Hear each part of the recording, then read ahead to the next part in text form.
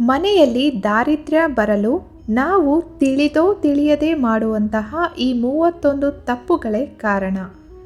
ಮಹಿಳೆಯರು ಸೂರ್ಯೋದಯಕ್ಕೂ ಮೊದಲೇ ಎದ್ದು ಮನೆಯ ಮುಂದೆ ನೀರನ್ನು ಹಾಕಿ ರಂಗೋಲಿಯನ್ನು ಹಾಕಬೇಕು ಎಂದು ಹಿರಿಯರು ಹೇಳುತ್ತಾರೆ. ಈ ರೀತಿ ಮಾಡುವುದರಿಂದ ಲಕ್ಷ್ಮಿ ಸದಾ ಮನೆಯಲ್ಲಿ ನೆಲೆಸಿರುತ್ತಾಳೆ ಎಂದು ಹೇಳಲಾಗುತ್ತೆ. ಆದರೆ ತಡವಾಗಿ ಏಳುವುದರಿಂದ ಮನೆಗೆ ದಾರಿದ್ರ್ಯ ಆವರಿಸುತ್ತದೆ. ಸೂರ್ಯಾಸ್ತದ ಬಳಿಕ ಕಸ ಗುಡಿಸಿದ ಮನೆಗಳಲ್ಲಿ ಲಕ್ಷ್ಮಿ ನೆಲೆಸಲು ಇಷ್ಟಪಡುವುದಿಲ್ಲ. ಪಿತೃಪಕ್ಷದ ಸಮಯದಲ್ಲಿ ಪೂರ್ವಜರನ್ನು ಪೂಜಿಸದ ಮನೆಗಳಲ್ಲಿ ಲಕ್ಷ್ಮಿ ನೆಲೆಸುವುದಿಲ್ಲ ಎಂದು ಹೇಳಲಾಗುತ್ತೆ. ಯಾವುದೇ ಕಾರಣಕ್ಕೂ ಖಾಲಿ ಪಾತ್ರೆಗಳನ್ನು ಒಲೆಯ ಅಥವಾ ಗ್ಯಾಸ್ ಮೇಲೆ ಇಡಬೇಡಿ. ಒಲೆಯನ್ನು ಯಾವಾಗಲೂ ಸ್ವಚ್ಛವಾಗಿರಬೇಕು.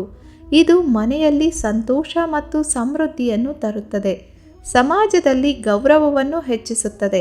ಆದರೆ ಖಾಲಿ ಪಾತ್ರೆಗಳನ್ನು ಒಲೆಯ ಮೇಲೆ ಇಡುವುದು ಬಡತನಕ್ಕೆ ಕಾರಣವಾಗಬಹುದು ಎಂದು ಧರ್ಮಗ್ರಂಥಗಳಲ್ಲಿ ಉಲ್ಲೇಖಿಸಲಾಗಿದೆ. ಇದು ಋಣಾತ್ಮಕ ಶಕ್ತಿಯು ಮನೆಯ ಒಳಗೆ ಪ್ರವೇಶಿಸಲು ಕಾರಣವಾಗುತ್ತದೆ. ಅಡುಗೆ ಮನೆಯು ಪವಿತ್ರ ತಾಣವಾಗಿರುವುದರಿಂದ ಅಲ್ಲಿ ದೇವಾನುದೇವತೆಗಳು ವಾಸಿಸುತ್ತಾರೆ. ಪೂಜಿಸುವ ಸಮಯದಲ್ಲಿ ಲಕ್ಷ್ಮಿಯ ಜೊತೆಗೆ ವಿಷ್ಣುವನ್ನು ಪೂಜಿಸಬೇಕು. ಏಕೆಂದರೆ ಲಕ್ಷ್ಮಿಯನ್ನು ಪೂಜಿಸಿದರೆ ಮಾತ್ರ ಪೂರ್ಣವಾಗಿ ಫಲ ದೊರೆಯುವುದಿಲ್ಲ. ಅವರಿಬ್ಬರನ್ನು ಒಟ್ಟಾಗಿ ಲಕ್ಷ್ಮೀನಾರಾಯಣ ಎಂದೇ ಕರೆಯಲಾಗುತ್ತದೆ. ನೀವು ಲಕ್ಷ್ಮಿಯ ಆಶೀರ್ವಾದ ಬಯಸುವುದಾದರೆ ಲಕ್ಷ್ಮಿ ಮತ್ತು ವಿಷ್ಣುವನ್ನು ಒಟ್ಟಾಗಿ ಪೂಜಿಸಬೇಕು. ಸಾಮಾನ್ಯವಾಗಿ ಎಲ್ಲರೂ ಮಾಡುವ ತಪ್ಪು ಎಂದರೆ ನನ್ನ ಅದೃಷ್ಟವೇ ಸರಿಯಿಲ್ಲ ಎಂದು ಬೈದುಕೊಳ್ಳುತ್ತಾರೆ. ನಮ್ಮಲ್ಲಿ ಎಷ್ಟೇ ಸೌಕರ್ಯವಿದ್ದರೂ ಸಹ ಏನೂ ಇಲ್ಲ ಎಂದು ಪದೇ ಪದೇ ಹೇಳುವುದು ಕೂಡ ಮನೆಯಲ್ಲಿ ಆರ್ಥಿಕ ಸಮಸ್ಯೆಗಳು ಉಂಟಾಗಲು ಕಾರಣವಾಗುತ್ತದೆ. ಮಹಿಳೆಯರು ಬೆಳಗ್ಗೆ ಎದ್ದ ತಕ್ಷಣ ಮನೆಯ ಸ್ವಚ್ಛತೆ ಮಾಡುವುದು ಬಹಳ ಮುಖ್ಯ. ಏಕೆಂದರೆ ನಮ್ಮ ಮನೆ ಎಷ್ಟು ಸ್ವಚ್ಛವಾಗಿರುತ್ತದೋ ಅಷ್ಟೇ ಧನಾತ್ಮಕ ಶಕ್ತಿ ಅಂದರೆ ಪಾಸಿಟಿವ್ ಎನರ್ಜಿ ನಮ್ಮ ಸುತ್ತಲೂ ಹೆಚ್ಚಾಗುತ್ತದೆ. ಬೆಳಗ್ಗೆ ಎದ್ದ ತಕ್ಷಣ ಹೊಸ್ತಿಲನ್ನು ಸ್ವಚ್ಛ ಮಾಡುವಾಗ ಅಪ್ಪಿತಪ್ಪಿಯೂ ಹೊಸ್ತಿಲನ್ನು ತುಳಿಯಬೇಡಿ. ಏಕೆಂದರೆ ಮನೆಯ ಹೊಸ್ತಿಲಿನಲ್ಲಿ ಲಕ್ಷ್ಮೀದೇವಿಯು ನೆಲೆಸಿರುತ್ತಾಳೆ ಎಂಬ ನಂಬಿಕೆ ಇದೆ. ಆಕೆಗೆ ಅಗೌರವ ತೋರುವುದು ಸಹ ಮನೆಯಲ್ಲಿ ಆರ್ಥಿಕ ಸಮಸ್ಯೆಗಳನ್ನು ಉಂಟು ಮಾಡುತ್ತದೆ. ಊಟ ಮಾಡುವ ವೇಳೆಯಲ್ಲಿ ಅನಾವಶ್ಯಕವಾಗಿ ಯೋಚನೆಗಳನ್ನು ಮಾಡುತ್ತಾ ತಟ್ಟೆಯ ಮುಂದೆ ಕೂತು ಕಣ್ಣೀರು ಹಾಕುವುದು. ಮನೆಯ ಆವರಣದಲ್ಲಿ ಒಣಗಿದ ಗಿಡಗಳನ್ನು ಇಡಬೇಡಿ. ಇದರಿಂದ ಮನಸ್ಸಿನಲ್ಲಿ ಖಿನ್ನತೆ ಉಂಟಾಗುವ ಸಂಭವ ಹೆಚ್ಚು. ಕುಲದೇವರ ದೇವಸ್ಥಾನಕ್ಕೆ ವರ್ಷಕ್ಕೊಮ್ಮೆಯಾದರೂ ಹೋಗಿ ಪೂಜೆ ಮಾಡಿಸಿ ಕಾಣಿಕೆ ಹಾಕಿ ಬರಬೇಕು. ಇಲ್ಲದಿದ್ದರೆ ಆ ಮನೆಯ ಏಳಿಗೆ ಆಗುವುದಿಲ್ಲ.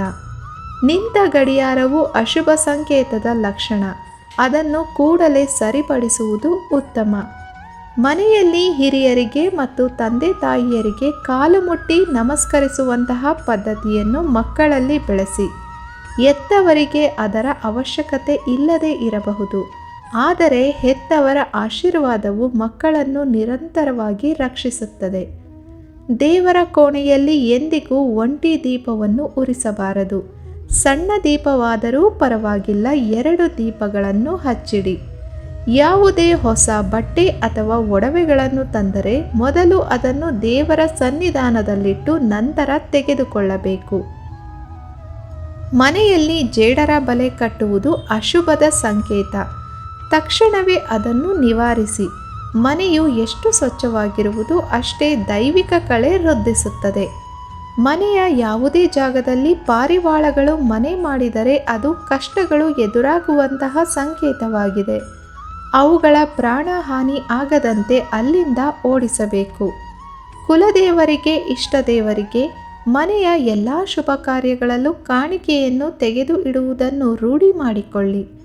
ಮನೆಯಲ್ಲಿ ಜೇನಿನ ಗೂಡು ಕಟ್ಟುವುದು ಶುಭ ಸಂಕೇತವಲ್ಲ.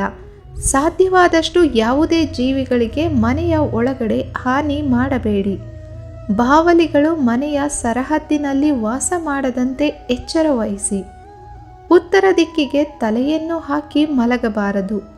ಮುಸ್ಸಂಜೆ ವೇಳೆಯಲ್ಲಿ ಮಲಗಬಾರದು. ಹಾಗೆಯೇ ಮುಸ್ಸಂಜೆಯ ವೇಳೆಯಲ್ಲಿ ಮನೆಯ ಗೃಹಲಕ್ಷ್ಮಿಯರೂ ಆದಂತಹ ಹೆಣ್ಣು ಮಕ್ಕಳು ಕಣ್ಣೀರು ಹಾಕಬಾರದು.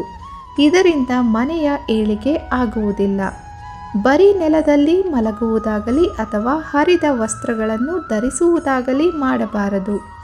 ಪ್ರತಿದಿನ ಬೆಳಗ್ಗೆ ಮತ್ತು ಸಂಜೆ ದೇವರ ಮುಂದೆ ದೀಪವನ್ನು ಬೆಳಗಿಸುವ ಅಭ್ಯಾಸ ಮಾಡಿಕೊಳ್ಳಿ. ಇದರಿಂದ ಮನೆಯಲ್ಲಿ ಸದಾ ಸಾತ್ವಿಕ ವಾತಾವರಣ ವೃದ್ಧಿಯಾಗುತ್ತದೆ. ತುಳಸಿ ಗಿಡವನ್ನು ಎಂದಿಗೂ ಒಣಗಲು ಬಿಡಬೇಡಿ. ಸಂಜೆಯ ವೇಳೆಯಲ್ಲಿ ತುಳಸಿಯನ್ನು ಮುಟ್ಟುವುದು ಅಥವಾ ಕೀಳುವುದು ಮಾಡಬಾರದು. ತುಳಸಿಯ ಮುಂದೆ ದೀಪವನ್ನು ಇಟ್ಟು ಪೂಜಿಸಬಹುದು. ಆಗ್ನೇಯ ದಿಕ್ಕಿನಲ್ಲಿ ಎಂದರೆ ದಕ್ಷಿಣ ಮತ್ತು ಪೂರ್ವ ಮಧ್ಯದ ದಿಕ್ಕಿನಲ್ಲಿ ಅಡುಗೆ ಮನೆ ಇರಬೇಕು. ಇಲ್ಲವಾದರೆ ಅಡುಗೆ ಮನೆಯ ಆಗ್ನೇಯ ದಿಕ್ಕಿನಲ್ಲಿ ಗ್ಯಾಸ್ ಸ್ಟವ್ ಆದರೂ ಇಡಬೇಕು. ಅಡುಗೆ ಮನೆಯಲ್ಲಿ ಔಷಧಗಳನ್ನು ಇಡಬೇಡಿ. ಇದರಿಂದ ನೆಗೆಟಿವ್ ಎನರ್ಜಿ ಉಂಟಾಗುವ ಸಂಭವವಿರುತ್ತದೆ. ಆಹಾರ ಸೇವಿಸಿದ ನಂತರ ಎಂಜಲು ಮುಸುರೆಗಳನ್ನು ತುಂಬ ಕಾಲದವರೆಗೆ ತೊಳೆಯದೆ ಹಾಗೆಯೇ ಬಿಡಬೇಡಿ. ನೀವು ಮಲಗುವ ಕೋಣೆಯಲ್ಲಿ ಕನ್ನಡಿಯನ್ನು ಇಟ್ಟುಕೊಳ್ಳಬೇಡಿ.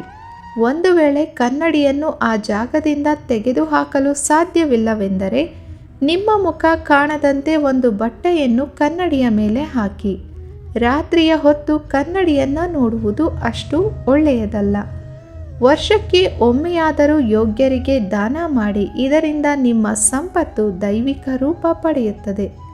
ಸ್ನಾನವಿಲ್ಲದೆ ಊಟ ಮಾಡುವುದು ಅಷ್ಟು ಒಳ್ಳೆಯದಲ್ಲ, ಏಕೆಂದರೆ ಅನ್ನವು ದೇವರಿಗೆ ಸಮಾನವಾಗಿರುತ್ತದೆ.